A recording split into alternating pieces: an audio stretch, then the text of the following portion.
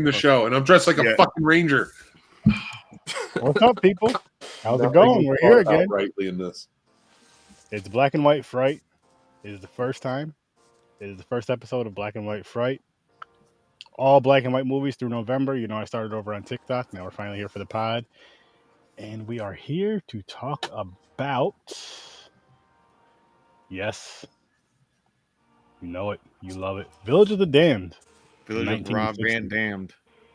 Yes. I did not know this movie existed, so thank you to Mick for pointing this one in my direction. I seen the original, and I thought, or sorry, I seen the remake. I apologize. I seen the remake, and I always thought that I never knew that there was an original to that. I thought that was just the, you know. I seen this one twice, and I seen the remake once. Really? Well, I watched this a long time ago with my grandmother. Okay. Yeah, your mom and your grandma showed you a lot of the old classics, right? Yeah. That's what you know. You should do. I would love to hear your takes on some of those. You should like record something one day, like or do something at the end of this where you pitch one of those old movies to Sturdy or something. I just have to unlock it in my memory. I had the brain that shuts years and my past completely out. So think of the old movies, though. It's like a file cabinet. I have to go and search through it. It'll take a while. I'll get back to you in 5 to 10 business days. That's fair though. Oh man, that's great. Before we get started, though, how's everybody doing tonight on this? What's today? Thursday. Thursday evening. Thursday night, I should say. It's 8 o'clock. I had a day off. Watched some movies. Got some shit done around the house. Nice. Good day.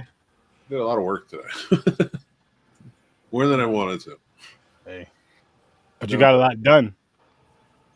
It's true. So you did more than you wanted to, but now you're going to have to do less. See that? That is true. I can just chill out, watch something funny, and enjoy life. There you go. How's it going for you, Trevor? Oh, sorry. It's fine. Fine? Yeah. All right. I think we can address the elephant in the room. It's been a trying week for a lot of people, but we love you, and we're glad we're all here. So let's get into some horror. Oh yeah. Well, technically sci-fi. Yeah, true. Yeah, but definitely horror sci-fi. Still a movie that had a massive influence on horror. So yeah, I would call it. I like the subgenre of horror sci-fi because, like, and it's to me it's so fickle. Mm-hmm. Like I would put the Terminator in horror sci-fi, but I would not put any of the sequels in there. Only sci-fi for the rest, and I think that's the fine line. Like this type of movie, yeah, but the remake I would definitely put in horror more than I would put in sci-fi. Mm-hmm. Same thing with Alien. The first Alien. Yeah, because that was like straight up like it was sci-fi, but it was like horror movie type. Yeah, that's all I got. See you later. Good night. Have a good one. I'm out. Yep. I got a 4:30 to have a new segment on the show where I tell you how to survive the Village of the Damned. Yeah, easy. You sniper them from a distance. Take out the little fuckers. Oh my god! Well, I mean, yeah.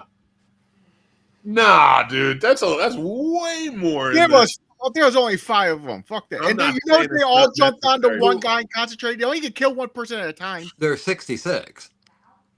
No, in the world, but in that village, there was only like 5. No, in that village, there are 66. Yeah, there's 66. So why is there only a group of 5 walking around? At least 66, if not more. I don't remember. It might be 66 boys and 33 girls. I think that's like 66 boys and 33 girls. Oh, okay. Shit, I just focus on that little group, like David. David and his crew. Midwich Cuckoos. Yes. David and his crew. Fucked up. They are creepy little fuckers. I was not they are well enough during this. And I watched both of them actually very recent. I watched the other one, the remake. I keep thinking fucking original. The remake the other day, I think Friday. I just watched this one today, and I gotta tell you, I like them both, but I will say I do like the remake a little more. Not by a lot, because this one was better than I thought it was gonna be, and just little things I thought it was kind of funny with it, like the little what the hell do they call it? The mobile X-ray thing or something. The X-ray van. So one of the things that I really like is very endearing to me about this movie are the visual effects. For the time, were so well done. And it's not that they were unheard of. Like one that I think of that did a really good job with its visual effects and such, which actually are a lot practical, was Darby O'Gill and the Little People. That's a movie I latch onto in terms of visual effects back then. And this is another one I'd always sort of go to because they play it really well. The way they layer things at certain times, and kind of, I really enjoy this. It's almost like when you watch Plan 9 from Outer Space and it's a mess, right? The editing's a mess, all this. It's like this movie took a lot of what Ed Wood wanted to do and did it right. If that makes sense in terms of this was an A-list. I mean, this basically was an A-list film. I mean, you look at, the actors that were involved, George Sanders, Barbara Shelley, Michael Gwynn are all heavy hitters at that time, both in the British and the U.S. Audience.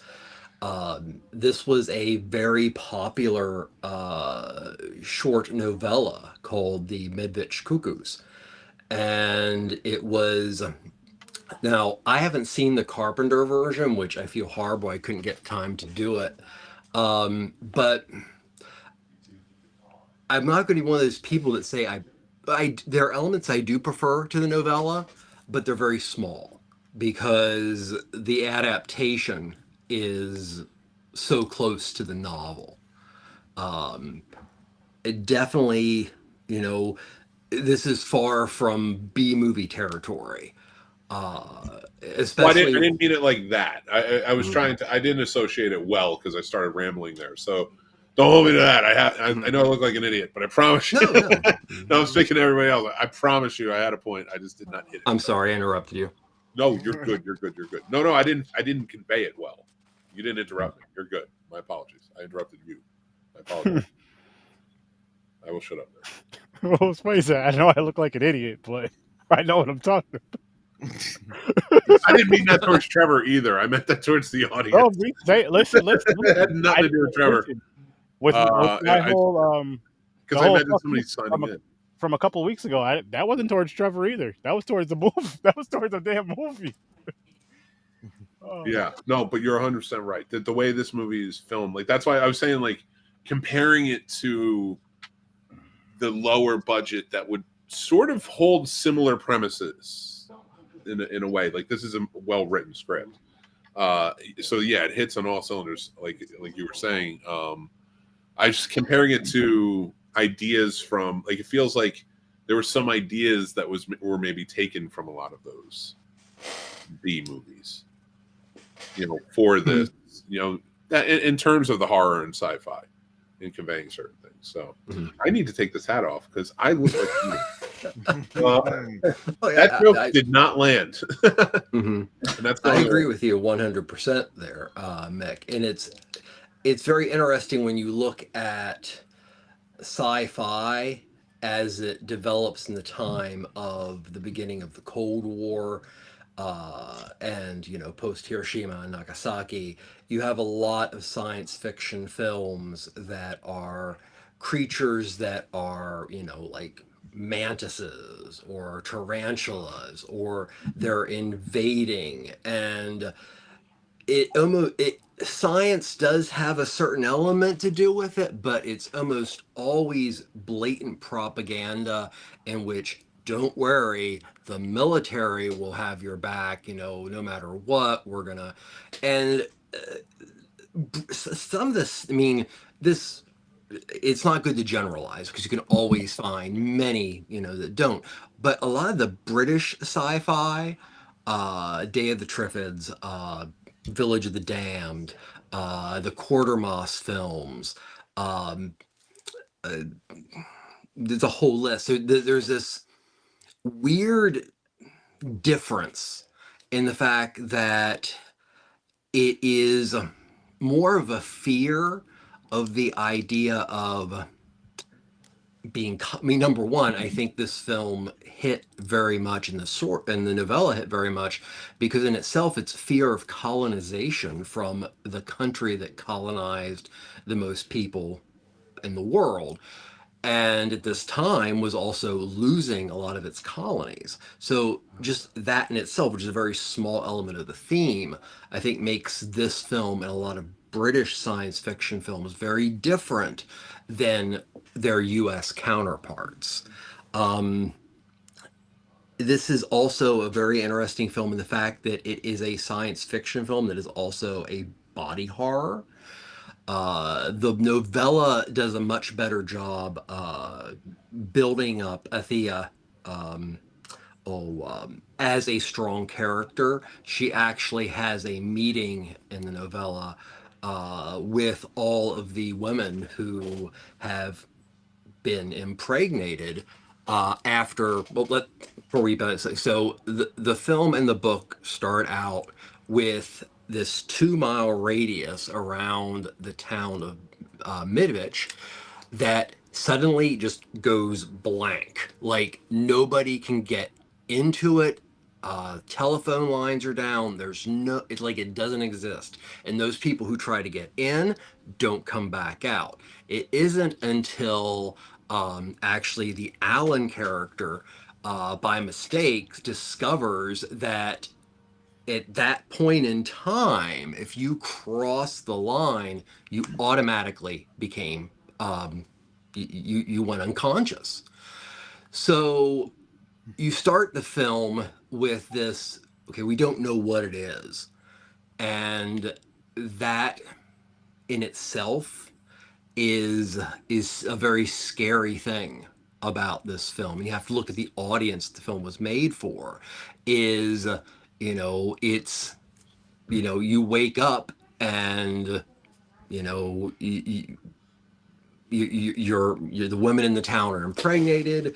Eventually, they have children that have special powers. The book does a better job of painting the female element of it. The movie is by far more the masculine side of things, which was one of my downfalls about the movie. But that's I like your take on that too, and excuse me, I'm so sorry. But also, why am I so far away? I'm an idiot. I didn't even move my mic, so I apologize for anybody who couldn't hear my stupidity earlier. So, like talking the way, kind of how you talk about the movie and equating it to this, like, but then saying how British it is, kind of leads me back to a lot of like the horror that the Brits went through. That was recognizable to them even in the 60s. Like that was that smog that lived there for like a year or two or something. Even a little bit earlier than that, like the bombings and such. Like, so waking up to something like completely throwing you off, like I can't even imagine in Britain how this landed. I listen. Get attacked. I am not doing well. I am not doing well. This was a bad idea. So I apologize. I swear to God, I know what I'm talking about. I'm pretty good at this, people. So I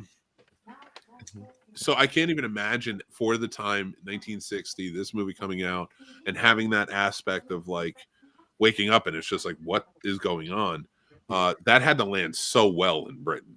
Well, it's funny because there are several films that use that trope. John Wyndham, who wrote Village of the Damned, Midwich Cuckoos, then eventually went on to write, he also wrote Day of the Triffids. And Day of the Triffids is very similar in the fact that there's something that happens, and after this, everything changes.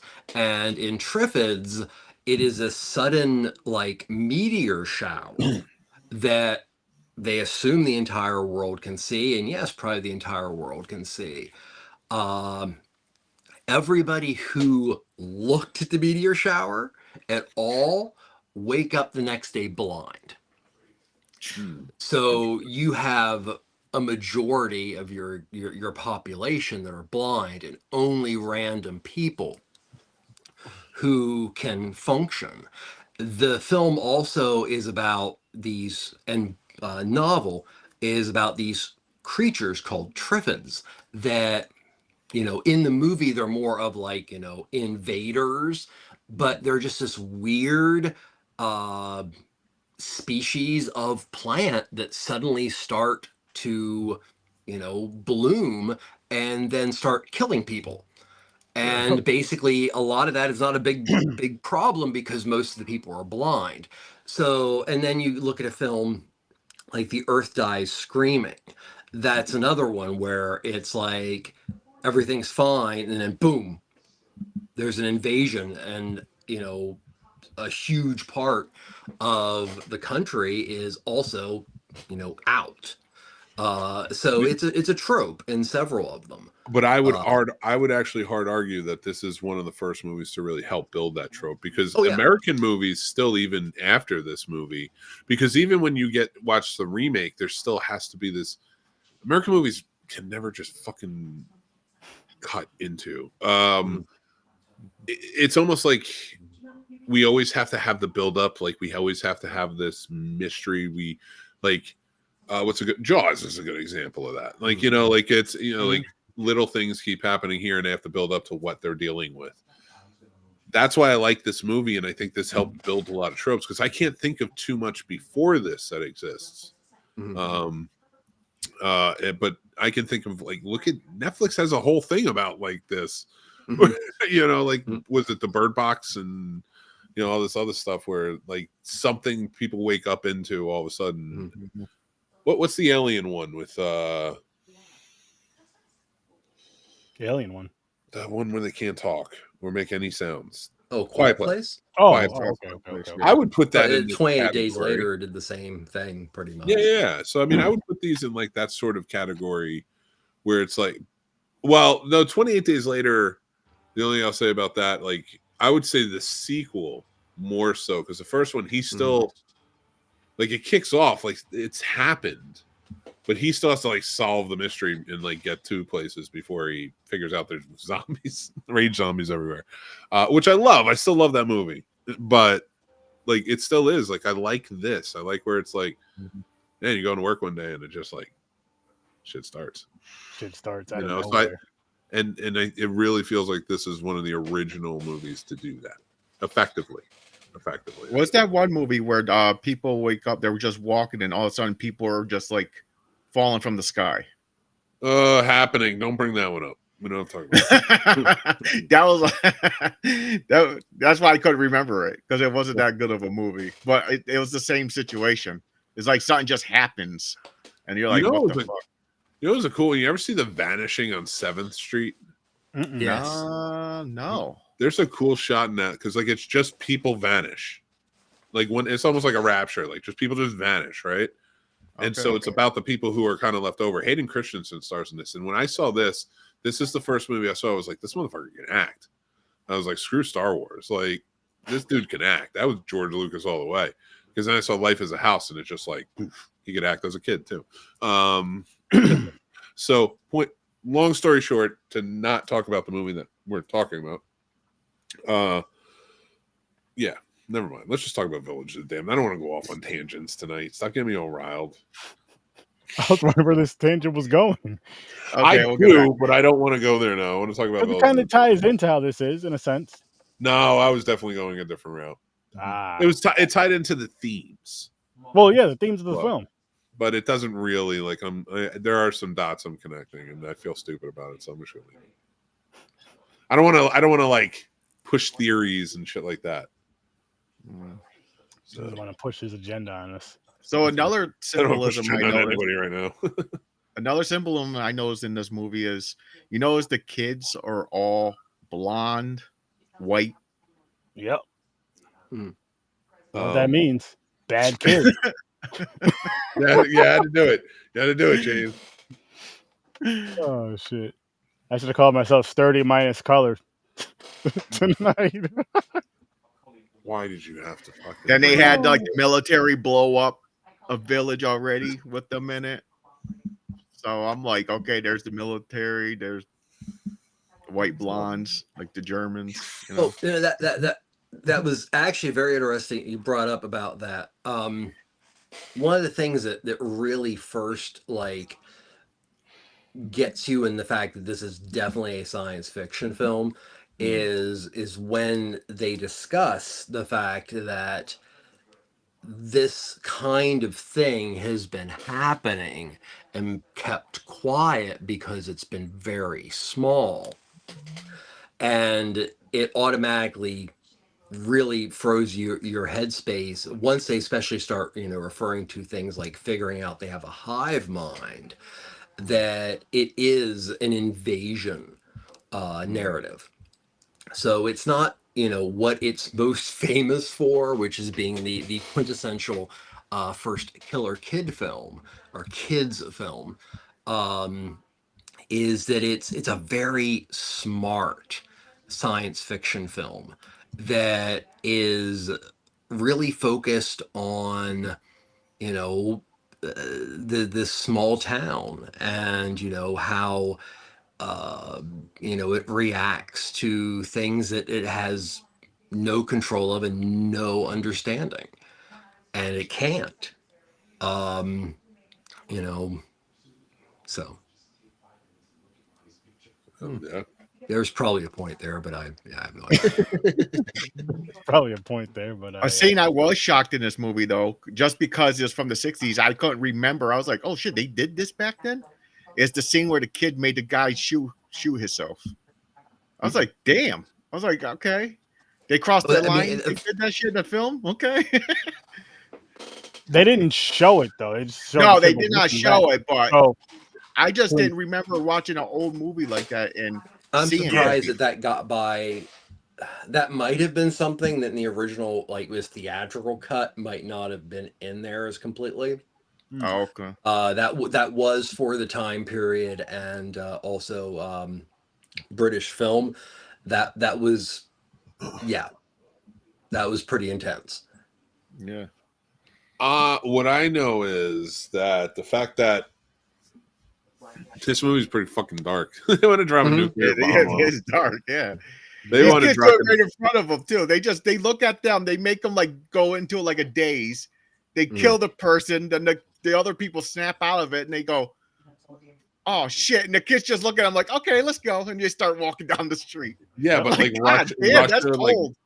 Russia murdered all their children with nuclear shells. Fucking crazy. Like and shit like that. This movie is dark. The British know how to make some dark ass horror films. You have to. I mean, I feel like when you're involving the elderly or children, you have to take it to that level, or why involve them? Yeah. Because if it's just something subtle, or you're just like a simple kill off, it's like it's not really. You want it to be something that's more meaningful, or really like stand out and really mess with you. And even as old as this film is, you can kind of see how it would mess with people back then, at the very least, compared to the '95 version, which is of course more up to date and a better film. But just with those powers, like imagine kids with those powers. He's like, "Oh, do your homework," and it's like, they should have took them out while they were babies. They didn't. Put them in a microwave. An argument. There was no microwave. Was there a microwave? No, maybe not. Drown them in the river. And this for the time, these were very taboo arguments. Mm-hmm. That everything that they kind of brought up in this movie on how to deal with this stuff that was not being talked about in 1960. That one dude came back from the military. He thought his wife cheated on him. Like, you pregnant, you whore. Yeah, but how would you explain something like that though? Like, how do you just come home pregnant? Like, oh, I just woke up. Well, like for one, if he waited 10 more minutes, he would have noticed the rest of the women in the village were pregnant. Like, something's up here. You know what would even better if he did notice? And in his stupid 1960s voice, he's just like, "Hey, what's this all about?" And he's just like, "Where's the guy who did this?" Oh my Just god! punching on a wall like an angry Irishman in a John Ford movie. That'd be wild. One dude going there to get everybody pregnant. I know a guy. Yeah, me too. Well, imagine seeing this film in 1960. Any audience in itself. This is one of the first films that uses the idea of our spawn going against us. Yeah. What is more frightening than your own children controlling you to the point that you are in fear? That, you know, it's that in itself is probably one of the scariest things, because, and I think the film, and I mean, yet again, John Wyndham, for being just this amazing science fiction author, I think does this beautiful job of conveying in this situation the fine line between, you know, this is an invasion, we don't know what this is, this has to be bad, mixed with the emotion of, well, these creatures, whatever, weren't asked, until as far as they knew. And I think Gordon is one of the great characters in science fiction, in the fact that he is so rooted in science, but it is also him that continually pushes for the humanity of these children and not to question the humanity. Yeah. And, you know, he does fight this to the bitter end, where he has broken the code, and David, the leader kind of the, or the voice of the children, kind of, you know, plays a game with him, and, you know, basically gives him an answer and assumes that, you know, he's not going to get it, and he did. And he decides he's going to kill himself by blowing up the schoolhouse that the children have requested that they live in. Also, at this point, he was put in charge of finding places for them to go, basically, so they just turn their head and that's it. The town is fine. But he doesn't do that. He visualizes a brick wall. He visualizes nothing, because the ESP qualities and the ability for these children to read minds, and also in a hive manner. Yeah. So Gordon is, I just think he's just this amazing character, because he is the man of science, but he is also the one that's constantly, you know, like, wait, these are living beings. We may not know who they are, but we at least need to look at them as that. So, you know, he's the hard science guy, but he's also the one who is the most sympathetic to living creatures, which actually makes sense, and that's the way scientists should be, but it's not how they're usually portrayed, especially in films at this time. Yeah. Love it. And then them kids are some scary motherfuckers too, though. Mm-hmm. Like, no, seriously, like, how would you deal with that? What are you gonna do? I'm going on a punching spree. These kids are going to learn the old-fashioned way. Yeah, you see? The way I learned. Yeah, until they do that mind shit and have you punching yourself. I'll just picture a brick wall. Just picture a brick wall the whole time? Yep, then I'll drive them into it with my pile driver. They have to sit there and stare at you. So, like, if you bob and weave and don't let them get their eyes set on you too long, you should be all right. Keep moving. That's the way to do it. Yeah, that's it. Oh, man. Hey, that one kid, David, though, for a minute there, like you're watching it, you're like, does this kid actually care for them?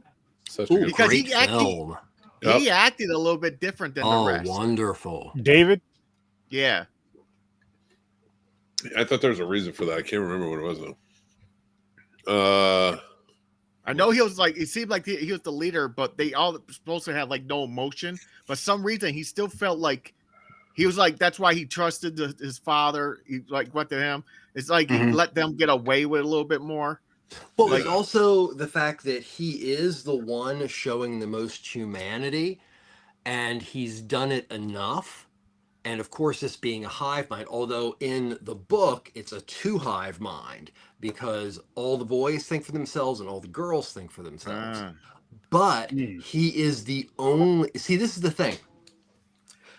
They are acting out of fear. They are acting out of doing what we would do, which is staying alive. That's how they're acting. And it's that little, that's what makes this film really, really special in the long run. It's those little nuances in a conversation at the end between like David and Gordon that you get this feeling like, wait, he's even giving him hint. He's cracked him. He's cracked that part of the hive mind. And yet again, to his argument, don't just give up on them because you don't know who they are. But when it's finally at the point where, okay, well, there's nothing, then, you know, I'll sacrifice myself for humanity. So, yeah. So that's what you have to end up doing: sacrifice for humanity or leave. Yeah. Why didn't they attempt to teach them right from wrong? What's that? I mean, it might be. It's honestly like, hey, you can't do that. Why are you killing people? Don't do that. You could just handle it, just like talk, or you don't have to fucking straight up because someone looked at you wrong. Make them get in a car and go crash in the fucking brick wall. You're like, God damn. Because ultimate power is pure corruption. Exactly. And you know, it in the book or the novella, it doesn't necessarily happen that quickly, but there are some things addressed that I guess filmmakers think are obvious. Is the fear of what they could do was much further in the past than them killing somebody. Like if you put one of them in a car in the book, your car, once it hit a certain point, would stall out. And it would not go anywhere until it was taken back because they never wanted to leave. And it didn't take people long to figure out that there was something about the children. So,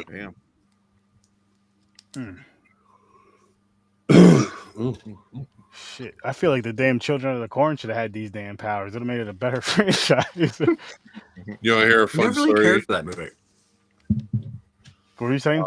You want to hear a fun story about Straight Jacket? I watched that movie with Jennifer Tilly. Oh, very cool. At the Florida Film Festival. They played it at the Enzian Theater. And if anybody's in the Orlando area, it's actually in Winter Park. It's a great independent theater. It is lovely, wonderful. They always did the Florida Film Festival there, and I got to work it a couple of years, and she was there. She was a guest. And it was a late night showing. And the way they had it, they had tables, like little tables you could sit at, order food or something. I know that's a lot more popular now, but back then it wasn't. And she was like right here. And so we were talking about the movie. Like, we weren't together. We didn't go to see the movie together. Yeah. But she would talk to me. She was like, so what do you think about the movie? And like got into it. And like, she is not only one of the nicest human beings I've ever met, fascinating. Like she knows movies. She knows, like, she's just so smart, you know? So I wanted to give her a lot of praise too, because I think she's fantastic. Nice. So, that's all I got. That's awesome. It'd be cool to see that movie too. I've never seen it before, so it'd be. Were you married at the time? No, that was a while before I was married. You didn't try to make a move? I don't. It wasn't that. If it, like I didn't like, it wasn't like that. Like she was just such a wonderful human being to me. I just enjoyed the moment of being able to connect with another human being like that. It may sound dumb, and yeah, I get it. She's beautiful woman. Like, don't get me wrong. But it wasn't. I love moments like that in my life. Like I have a lot of them where, yeah, maybe it could have been this or it could have been that. And it's not just sex, but like playing a part into it and things like that, where it just ended up being an amazing experience. And it could have been this or it could have been that, and that could have been fun for the moment. But I'm glad I got what I got. Nice. And that was one of those moments. Oh, that is cool. No, I would have turned him like, what the fuck? Cool. Okay. Well, it's just nice when you're dealing with celebrities to have any kind of, you know, connection with them that they just show they're normal human beings. And that's always, you know, well, it's unfortunate. I wish I could say that it's the norm. It's not necessarily the norm, but most people you discover, you know, you'll find yourself in a random conversation with at a certain time, and you're just like, wow, that was just a really cool conversation. And it totally, I mean, it takes your admiration for that person from here to like here. But it also, if you have an interaction with a person that you don't expect to be an asshole, it does the opposite. So, and I'll keep those for myself. No, I fair. I mean, listen, we're all gonna have that. That's why I don't love interviews. I don't really like doing them. I know I can. I know I'm good at them or whatever. And I'm not tooting my own. I'm just saying, like, you know, I'm capable of doing them. But my problem with them is, like, I've had very fortunate experiences with some celebrities in my life, just working in the industry, that were there were real moments. And like I said, you can hold on to those more than like being at a, like, I don't know how to like put it, but I don't want to sound like pompous or anything as I'm saying it, but like, I like that better than like, so what are you working on? What are you doing here? Like I don't want those fake moments. Because it's more personal. That's more like a job. Yeah, so I don't want to sully that by meeting somebody and just being like, oh, they're not into this. I can see that. That makes a lot of sense. So that's kind of where I'm at. It's just, honestly, it's just like how just better conversation in a sense, because it doesn't feel like it's forced. Yeah. It doesn't, you know what I mean? It just feels, it's more relaxed, and it's just an honest, hey, how's it going? Blah blah blah. Whatever you talk about type of deal. Sometimes interviews go that way too, but just that natural conversation or whatever is just, I get it. I get it. It's where I'm at. But Village of the Damned. What do you guys rate this movie? James? I'm giving this a 6. That is a fair score. I actually believe I am like right there with you, honestly. A 6. How about you, Trevor? 9.5. I Mick? am there with Trevor with a 9. 9? I think this one goes down, and Trevor made some great points about why. It really is an effective horror movie, and I do agree that it is a sci-fi movie, but there are so many wonderfully horror elements to this. And if I could equate it to something else, that's an A-list movie, in my opinion, and in my opinion, one of the greatest movies ever made, The Third Man. And the only thing I'm equating to that is because that is a movie. It's such a great film noir, and film noir already has parallels to horror anyway. But that movie intersects at moments with horror that better than a lot. I'll be honest, better than a lot of horror movies that I've seen. So, like, just because it's got such a great brilliance to it. And this movie is sort of shines with that as well. You know, I'm not going to put it on the same level of filmmaking, but it is they do such a wonderful job with this. Well, it does. I mean, of course, you know, so in its root, it's a science fiction film, but it also was one of the first science fiction films.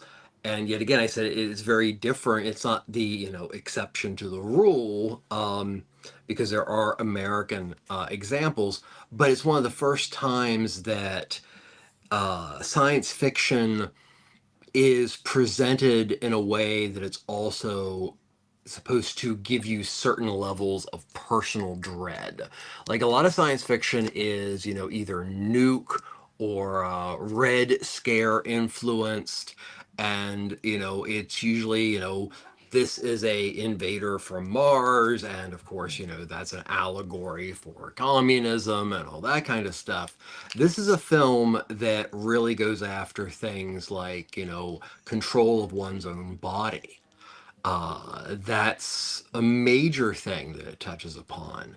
It touches upon the idea of generational gaps in an extreme, because you got to look at Gordon and Alan are all from a time period in which they had put in actual like war time for Great Britain, and now they're raising, or their town is raising, these children that they don't even know, and they just happen to also have the power to destroy you. So it's got so much personal meat there that it's hard not to be a horror film, and it's so much that this is the film that started the whole subgenre of the killer kid. I mean, this is the killer kids, but it also opened the door for a lot of killer kid movies prior to The Exorcist, which changed that also in The Omen. Nice. Yeah, like Alien, this is a sci-fi horror. Yeah, because you didn't have a lot. Yeah, you're right. You didn't have a lot. I think like The Bad Seed was like the one before this, right? And that, yeah. I mean, but there wasn't a genre of it, and that is a heavy genre. And I think it attribute, because like if you go back to The Bad Seed's a very good movie, but it's a very good movie in the way that horror movies are. Like that's a full on like horror. Yeah. So this movie elevated it, that status for me. Like, I think this is the movie that's going to spark, and why we get so many wonderfully done children horror movies now. Which now I think I want to do a wheel for. Right? Children horror movies? Yeah, that'd be fun. I think it would be fun too. But I know there was a couple of movies you mentioned earlier that you showed me, or that you sent me earlier, Trevor, you wanted to mention, which I do have them right up here. Sorry, I'm kind of blocking you off, Mick. You're good, dude. Well, I just wanted to bring up a couple lesser known killer kid films. Which this cover looks cool. Yeah. So if one of the things you really liked about Village of the Damned, whether it be the remake, the original, which we didn't say, but it made amazing amounts of money, and its sequel, Children of the Damned, also made amazing amounts of money. But Children of the Damned and The Bad Seed are the two films that started off the genre of the killer kid film. So here are a few that are some of my personal favorites. And this is Kathy's Curse from 1977, a very straightforward kind of exploitation film, but it is quite gruesome in some ways that you wouldn't expect. And it's just a very solid film for a very, very low budget. So I highly recommend that, especially if you like The Bad Seed, because this is the only single child movie on this list. Oh, wow. So nice. Next is one that sometimes gets overlooked, but is a killer kid film, and that is The Brood. I've seen that.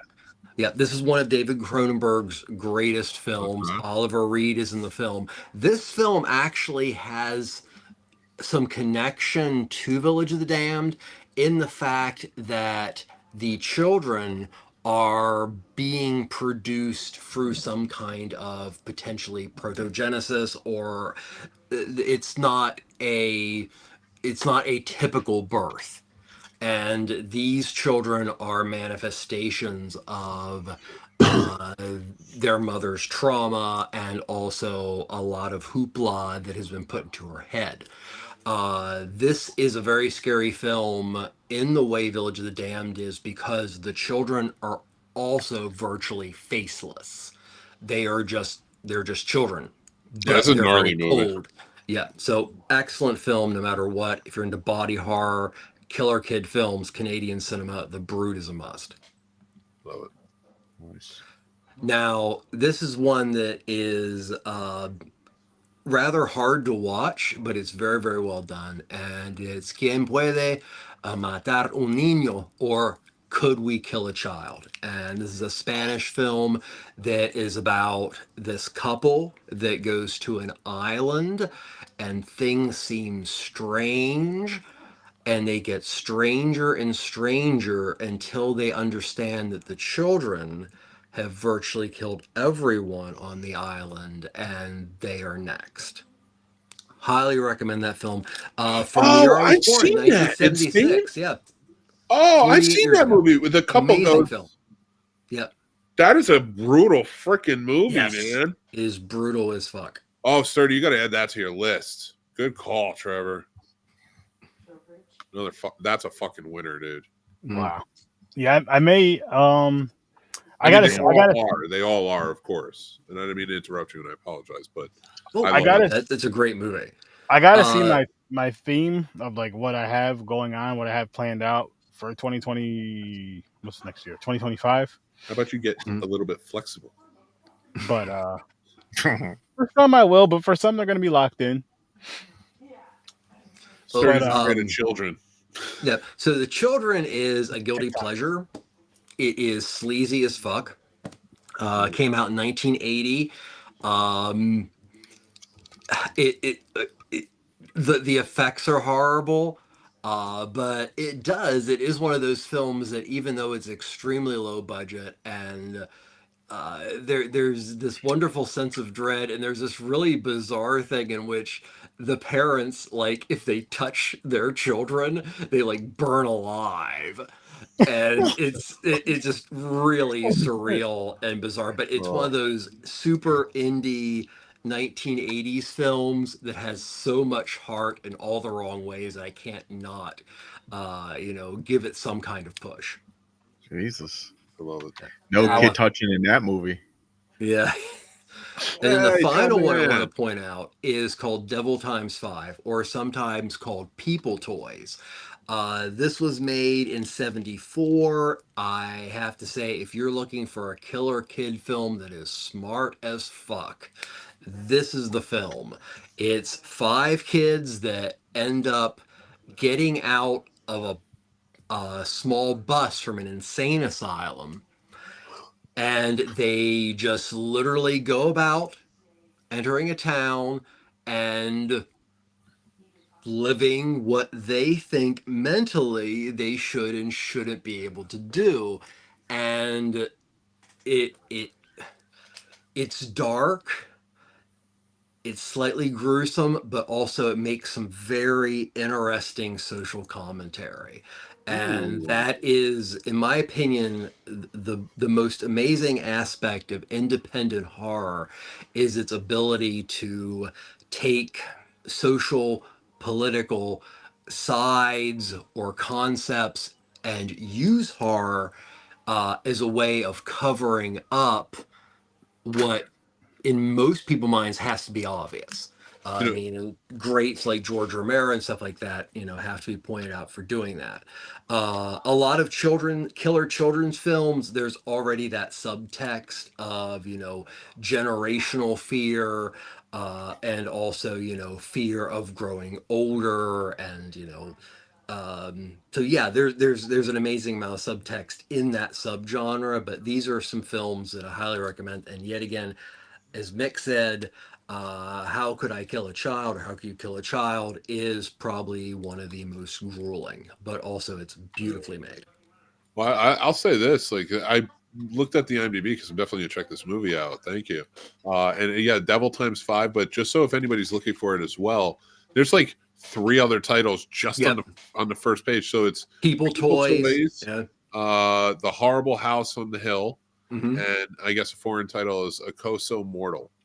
Wow. So interestingly enough, it looks like a really interesting movie. I can't wait to check it out for sure. I Lee do have Garrett, isn't it? I do have one movie recommendation, and this is actually one that's from my whole TikTok thing. As you guys know, I did Sturtoween last month with the foreign films, and this month I'm doing black and white films over on TikTok as well for the whole month. And including this movie, out of all the movies I've watched, this one has been my favorite. Oh, cool. And it was nice. a first time watch, but the Devil Bat, Bela Lugosi, the Devil Bat, like watching Bela Lugosi as the character in this and the character in Dracula, hands down, I like him in this so much freaking better. And I did enjoy Dracula. Do not get me wrong on that, because James, you know I'm not crazy about vampire movies. I did enjoy the original. Does not like vampire movies. Hey, can I interject? I'd love for you to check out the Spanish version of Dracula too. I was trying to find that. I couldn't find. That's what I actually originally wanted to do. I couldn't find it, so I was like, I'm still going to do a Dracula. But this here was just, it was so dope, and what it made me think of when I was watching it was, in a sense, kind of was what was it, Man Bat from the Batman the Animated Series. Mm-hmm. That was like my first thought. Not exactly the same, of course, because in this it's a bat and the other guy the Man Bat, but just similar concepts in a way. And such a fun freaking film. Such a fun freaking film. Just with the aftershave concept of that, the scent of that, and just and on top of that, it's a revenge. Like, it's a really cool revenge film. You don't even think it's a revenge film until you. It shouldn't be revenge. He did it himself. He fucked up. He chose the money. He didn't sign the paper to go with them. It was one of those things where they knew what they were. You know what I mean? It was like, sign this kind of. We know in the back of our minds, we know we're going to be making $5 million. You're going to be making $50,000. Don't get me wrong. They should have gave him more than $10,000. They should have gave him like, hey, this blew up more than we thought. Here's a bonus, and they should have at least made him like a contract, a partnership, or give him a lot of money. Lugosi? Yeah. Okay, so at this point, so this is films like Devil Bat and stuff like that fall in an area of Lugosi's career in which it was really starting to take a nosedive. This is a great film. White Zombie is a great film, but and this is ironic, some of the best Bela Lugosi films are dual starring between him and Boris Karloff. The Raven, the Black Cat, is just acting toward of forces. And this is the thing. I mean, Devil Bat, and there are several other films that are really, really solid, awesome films. But it's really sad because, it didn't end well for Lugosi, and a lot of that was addiction, and so this is a great film. Devil Bat, Island of Lost Souls is a very small role for him, but it is one of his best. Yeah, that's a good one. Yeah. I want The Raven was another one I wanted. I just couldn't find it, so I'm just. That was another one I wanted to see because I love Edgar Allan Poe, a big fan. So definitely getting the Corman. I'm like, I want to do some of his movies, of course, especially if it's black and white, if I can find them. But the Devil Bat though, that was one of those. It was a fun surprise. I can honestly say that was like a happy, fun surprise. I'm like, I'm real happy I came across this movie. I'm going to sandbag you on this one and say you need to watch Ed Wood after you watch Plan 9. Ed Wood? Even if you just watch it. I'm not saying you have to review it. I'm saying you should watch it after you watch Plan 9. I'll check it out. But, he's not going to check that out. No, I will. You just got to remind me, but I will. I did remind you. Well, so Ed Wood's his name? When you see that I've checked out that, because the what is it, Planet 9, I have that on my list as far as movies to check out to do on a TikTok thing. So Ed Wood is the director. Ed Wood Jr. is the director of Plan 9 from Outer Space, which was for the longest time wildly famously known as the worst movie ever made. I have arguments on that, but it is bad. It is a bad movie, but a beautifully well done. You'll love it. Watch it. Bad movie. I suggest the riff tracks of it. It's very good. Tim Burton made a movie called Ed Wood about Ed Wood making Plan 9 from Outer Space. And it's a really well done movie that complements well with Plan 9 from Outer Space. And I think it makes you appreciate Plan 9 from Outer Space so much more. Yes. Because, I think it was like the Golden Turkey Awards or whatever that ended up with Plan 9 from Outer Space being considered the worst film ever. And it really isn't. Blood Lake is. It's pretty darn bad, but it's also an interesting document of extreme independent filmmaking. So, where, like Manos Hands of Fate is definitely a worse film. Yeah. Although, I mean, Torgo is the bomb, but it is so much worse than Plan 9 from Outer Space. Oh my God. My favorite scene in Ed Wood is when because they get George the Animal Steel to play Torgo. And it's so in the scene, they react to a scene where he bumps into the wall and shakes the whole set. And my favorite line in that movie as a fucking filmmaker, this is one of my favorites of all time, is when he says to him, he's like, "Hey Eddie, he bumped into the set on that one, and he bumped into the wall and shook the set on that one. You want to do another take?" And he goes, his answer is straight up like, in real life, he'd have to deal with those problems every day. And he just moves on. It's one of my favorite lines in movie history. That's just how his mind worked. He was like, "We got the shot. We're done. Let's go." Oh, man. I'm getting myself into some shit. Oh, my God. I'm getting myself into some shit. But wow. Real quick though, back to the black and white stuff. I've just been enjoying it so freaking much. I love it. So freaking much. It's kind of brings me back to just back in the days of just after everything was off on TV and you're watching Nick at Night and you're watching Bewitched and The Monster, all them other shows, everything that's in black and white, and when you start watching that like as a kid. Or the days you didn't have cable and the black and white shit was on. You're watching that as a kid, you just kind of grow up and you're still Andy Griffith Show. You just end up enjoying it. You're just like, holy shit, this is at least maybe with us 80s babies and No, I agree. The reruns, the old reruns, that's what we had. All right, let's go. Honeymooners, I Love Lucy. At this point, a lot of these movies were very cheap to license on television. Yeah. So, overnights in areas where you had traditional broadcast channels, they'd buy up all these kind of movies really, really cheap, and they'd play them in the middle of the night. So, or they'd put them all stripped on a Sunday. And, a lot of stations had horror hosts. And, that in itself, Thank you, Zachary. Rest in peace. Zachary was actually one of the first horror show hosts I got into. That was so good. Out of Secaucus, New Jersey. Yep. He used to I had go a to Chiller Theater. 3-hour VHS that I played to death. That was him just playing old sci-fi and horror trailers and making fun of them in between. He's how I actually stumbled upon this because I used to have it on VHS. It's actually on Tubi. You can find it. Nice. It's Zachary something. He is he used to go to Chiller Theater in New Jersey all the time. They had a fucking throne for him, man. And you had to. He was Zachary. And everyone in that horror convention, and this is back in the day, early 2000. So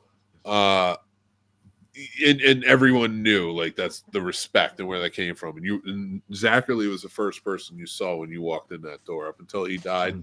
And even the year, like one of the shows afterwards, when he died, they kept his chair there. Nice. Just to kind of like it was really well done. But I met Joey Ramone. It was either Joey or Johnny, man. So because I met every Ramone separately in my life. I never, so like, and I think it was it was Johnny Ramone I met there because that was the first Ramone I met right before he died. He was there and he would sit next to Zachary because they were friends. And I just not the remember band, the Ramones. Yeah, That's what you said. I met every you Ramone. Oh shit! Yeah, I met every Ramone separately, Okay. and at different venues. Like it was Okay. different times in my life, so it wasn't like something you'd remember. Like, but it was Johnny was at Chiller Theater. I don't know if Joey came to Chiller Theater later. They weren't together. This was after Johnny died. So I think I met another one at Chiller Theater. I don't remember who. I have autographs somewhere. I have fun. Nice. Anyway, that's all I got. Sorry, ramblings of No, an you're old. good. You're good. You're good. Nice. But Like, that's real experiences that I fucking love. You know, that's what I'm talking about. Like, I love the fact that they were so. Like, I love when horror, real, honest horror fans respect the past like that. Putting Eerie in the front, knowing what he started and what he brought to TV for us to become horror fans. This became a genre because of horror hosts. I truly believe that. You know, it did exist, but it became popular because of horror hosts, because people got to see more. So I respect Zachary for kicking that off. And I know, what's her name? They say she's the first one. She's not the first one. I mean, horror hosts in themselves, it's an extension of Forrest J. Ackerman, because Forrest J. Ackerman, of course, you know, if one could argue anybody who did the most for horror is definitely one of them, because of Famous Monsters of Filmland and how it just you know became the Bible for everybody who liked creatures and monsters. The horror host and the regional horror host took that one step further with the television age, and that really, you know, it's, you know, it became, you know, the horror host who was over the top and everything was also that person at the time that was also gatekeeping what you were watching critically. So they were, you know, your introduction. So I love it. That's a great point. I appreciate it. Like I didn't really would have thought of that. I'm very like high and excited. So high and excited. So my emotional responses may seem all over. High and excited. I like it. And tired. Right there with Let's throw you. tired in there. I'm right there with you. Not really as tired as I was earlier, but I'm good now. Jokes are tired. Oh, Jesus. I'm very excited to talk Straight Jacket next week. Same. We mentioned Ed Wood.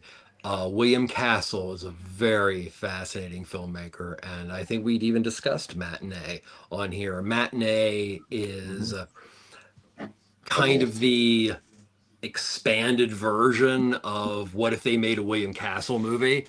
Yeah, that was William Castle. Okay. Those gimmicks were all at him. Yeah. He was the genius. He was the genius.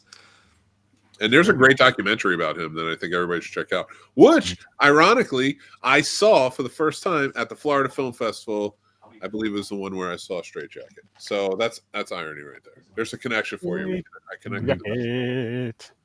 There you go. I'm your emotional journey on this movie ride. That's the emotional journey, Ranger. You're immersed. Yeah, I know. I threw the hat. I'm a Sherpa now. No longer a Ranger. No, I'm a Sherpa.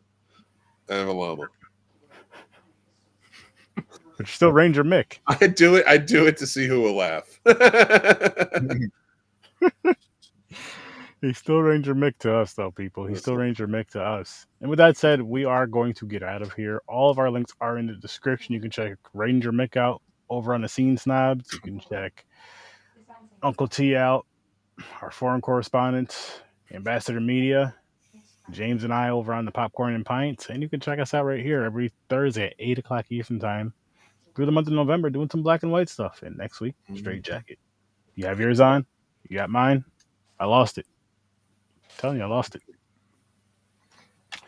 Let me be honest with you. I didn't lose it. I gave it away. Only you can prevent forest fires. I don't think so. I don't have enough piss.